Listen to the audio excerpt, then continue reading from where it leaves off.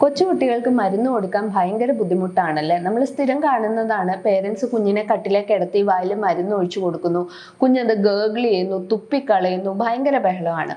അപ്പം ഇത് ആദ്യമേ തന്നെ ഇത് ഭയങ്കര തെറ്റായിട്ടുള്ള ഒരു രീതിയാണ്. ഒരിക്കലും കിടത്തി കുഞ്ഞിൻ്റെ വായിൽ ഒരു സാധനം ഒഴിച്ചു കൊടുക്കരുത്. മരുന്നും അതുപോലെ തന്നെ.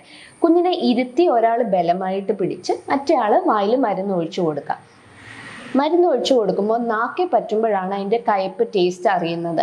സോ അതുകൊണ്ട് നാക്കിൻ്റെ അടിയിൽ ഒഴിച്ചു കൊടുക്കുക, അല്ലെങ്കിൽ ചീക്സിനും ഗംസിൻ്റെ ഇടയ്ക്കുള്ള സ്ഥലത്ത് മരുന്ന് ഒഴിച്ചു കൊടുക്കാം. അപ്പോൾ അതിൻ്റെ ആ ഒരു കയ്പ്പ് ടേസ്റ്റ് കുഞ്ഞുങ്ങൾക്ക് അറിയാതിരിക്കും. പിന്നെ ഉള്ള ഒരു കാര്യം, മരുന്ന് കുറേ എണ്ണം ഉണ്ടെങ്കിൽ മിക്സ് ചെയ്ത് കൊടുക്കാതിരിക്കുക. കാരണം കെമിക്കൽസ് അല്ലേ, എന്തെങ്കിലും റിയാക്ഷൻ ഉണ്ടാകാനുള്ള സാധ്യതയുണ്ട്. സെപ്പറേറ്റ് ആയിട്ട് പക്ഷെ ഒരേ സമയത്ത് കൊടുക്കാം.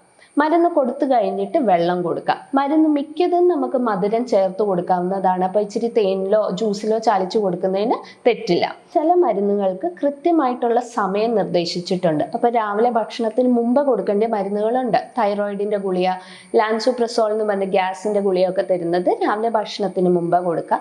അതുപോലെ ചില ആൻറ്റിബയോട്ടിക് ഭക്ഷണത്തിന് മുമ്പ് കൊടുക്കണം, ഭക്ഷണത്തിന് ശേഷം കൊടുക്കണം. അങ്ങനെ നിർദ്ദേശങ്ങൾ പറഞ്ഞിരിക്കുന്നത് കറക്റ്റായിട്ട് നമ്മൾ ശ്രദ്ധിക്കും.